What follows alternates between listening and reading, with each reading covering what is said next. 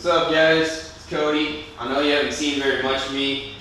Jimmy is in the house, our new house, that we're all finally moved into. He said he did a walkthrough today, so hopefully that'll be up in the same video. Reason you haven't seen a lot of me is I was at work all week and then moving. Didn't really feel like taking the time to shoot a video. I know, kind of lazy, but I hope you forgive me. So he's actually inside right now trying to find his phone because he loses everything. Sometimes it's kind of annoying because we'll be like, oh, we gotta go, we need to leave right now, and then he can't find his phone or his keys. Or one time a couple of years ago, he swore he lost his license he lost his whole wallet before we went flying, and he wasn't gonna be able to board the airplane, so he's gonna make me run into the DMV at like 4 on a Friday. Which I don't know about all your guys' states, but our DMV like sucks at 4. You can barely get in if you get in at all, and then it's like a 2-hour wait.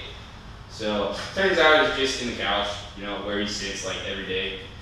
So you're probably like, Cody, why are you wiping down your motorcycle? Isn't it Arizona? And yeah, it like never rains here. But we finally got all moved in, so when I got off work today, I was like, hey, let's go ride and grab some food, whatever. So we go to run some errands, and we stop by Fry's Electronics just to look at some shit, and then we decide to stop at one of the bars right near our house to get some food. And it kind of gets windy, and then it starts to get really windy, like we were both tucking just to keep from getting blown around too bad. And we're like, yeah, whatever, windstorms happen all the time. There's some pretty sweet baboobs out here, windstorms that are like massive. Giant clouds of dust. And so we get to the bar, order some food, no drinks obviously because we're on 2 wheels. And we're eating, and it just like deluges, like water everywhere. And we're like, wow, I made a little mistake. Would have been nice to have a car. So we hung out for a while, and like everybody's phones are going off telling them, oh, you know, giant storm, like be careful, don't go out. And we hang out, finish our food, pay our bill, and everybody's like, man, you guys are riding? We're like, yeah, all this riding gear, we're probably riding. And we go outside, and still raining a little, not bad, but it rained pretty serious for quite a few minutes, thus the wet bikes. But the water on the road was horrible. I mean, I don't know whether it's just Arizona's civil engineers or what, but they do not do a good job of designing drainage. So like Jimmy was riding out front, and he was like almost on the center line just to stay out of like 2-inch puddles, and it made it kind of a pain in the ass to get home. Hit a few puddles on turns and stuff. My boots are soaked. Obviously the bike's soaked. Probably come out and detail it tomorrow. Ran good, rode safe. Nobody went down or anything, which is always good. But it definitely sucked being cold and windy and rainy. Maybe next time we'll check the forecast before we go out.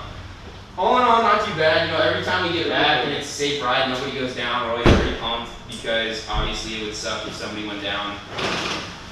But Jimmy's out here now. Finally, he must have found his phone or not.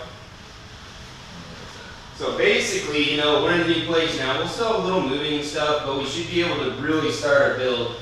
Gio's in the backyard. We had a convoy our van and everything down here. Show that tomorrow.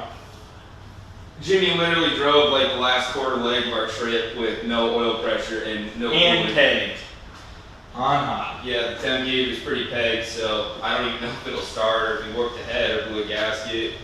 He said the cab was totally filled with smoke. That's why you got windows. So I had the sweet rally car, so I was ready for anything. Handled like a champ. Found out it actually has a shift light, which I mean, $500 car shift light. That's insane. Tells you to shift way too low though. You gotta run that bitch up and need some power. And then I hear Joe, he actually must have just pulled up. He normally works nights right now. And he got rained out. Works in underground construction, so if it rains, you can't really dig ditches. I guess Jimmy still can't find his phone, so maybe it'll be nice and wipe down his bike, dry it off a little. Pretty sweet bike. He actually there's a recall on it. He texted me one day at work, he's like, yeah, I guess there's a recall on my bike. And turns out there's quite a few for the R3. I know the Ninja 300 had an ECU problem, but the R3 actually has triple clamp recall for failures. It has a, I want to say he said oil pump, clutch pack, and something else. So his was good on the triple clamp, which is nice. You know, you don't really want to lose your steering, especially at high speeds or in traffic. And so he went and he got that fixed on, I want to say Monday or Tuesday. And so now it's all ready to go. Hopefully do a lot more riding. It's still pretty hot out, but it's bearable. Mesh gear makes it not too bad as long as you're moving. This is a pretty sweet little bike. I haven't ridden it a ton. I rode it when he got it, but I mostly been on mine. He was nice enough to ride my bike down to the new house here, and he said it's way different. My clutching gauge is really far out.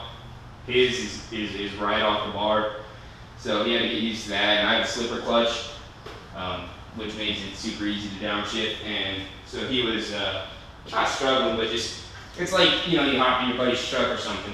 Totally different feel. So I'll probably his bike's pretty dry here.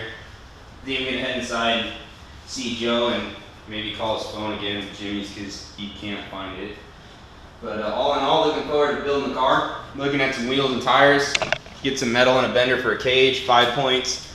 Possibly the turbo, we're still trying to figure out if that's feasible. The whole engine fuel management thing is a pain in the ass, but we'll see what we can do. Pretty good with coding and microcontrollers, so I'm thinking maybe there's a mod where they run off the coolant temperature sensor to artificially enrich the fuel air mixture. And if we run an inline digital resistor, maybe off an Arduino with the boost sensor, we could possibly fool the motor into fueling richer than it needs to be to cope with some of the boost. So we'll let you guys know.